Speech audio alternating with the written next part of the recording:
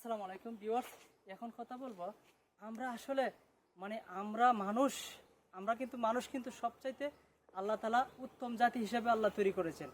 কিন্তু আমাদের মতো মানুষের মধ্যে কিছু কিছু মানুষ আছে যে মানুষগুলা কুকুরের চাইতে আরো নিকৃষ্ট কাজ করে। হ্যাঁ, সেই বিষয়ে আজকে কিছু কথা বলবো। আপনি দেখবেন কোনো মানুষের উপকার করবেন, সেই মানুষ যদি আপনার ক্ষতি করে তাইলে কি সে মানুষ না অমানুষ? অবশ্যই লাইক কমেন্ট করে জানাবেন সে মানুষ না অমানুষ। আর বিশেষ করে আপনি যদি একটা কুকুরকে একটি খেক যদি আপনি খাওয়ান তাহলে দেখবেন আপনি যখনই যে আপনাকে দেখবে সে কিন্তু আপনাকে ফলো করবে। ভাই, এই কুকুরের বিষয়ে কেন কথা বললাম সেটা বলতেছি আইতেছে। হ্যাঁ, আপনাকে ফলো করবে, কারণ কুকুরে জানে যে আপনি তার মুনিব।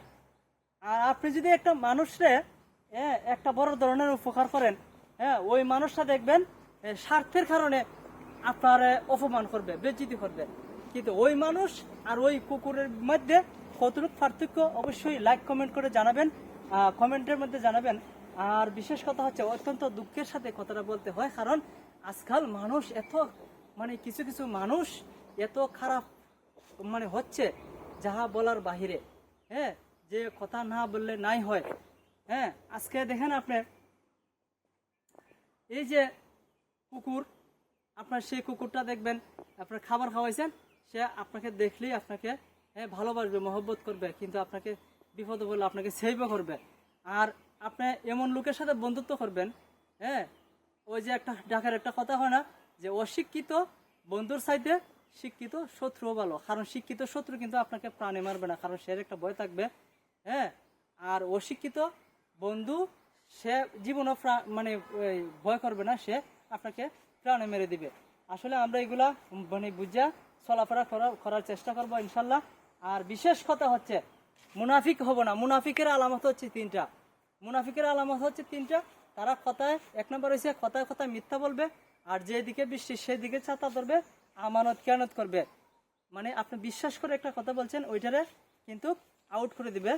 এবং আপনি একটা জিনিস আমানত রাখছেন, এটার আমানতটা খেয়ানত করবে আর বেইমানি করবে, আপনাকে বিপদে ফেলানোর চেষ্টা করবে। মুনাফিকরা হচ্ছে আল্লাহ রসুলের দুশমন, আল্লাহর দুশমন।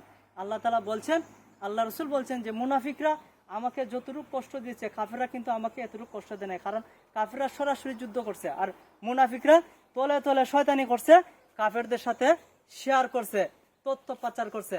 এই মুনাফিকরা হচ্ছে জঘন্য দুশমন। যে মুনাফিকরা আল্লাহর জাহান্নামের সবচাইতে নিকৃষ্ট জাহান্নামের মধ্যে আল্লাহ পাক মুনাফিকদেরকে রাখবেন।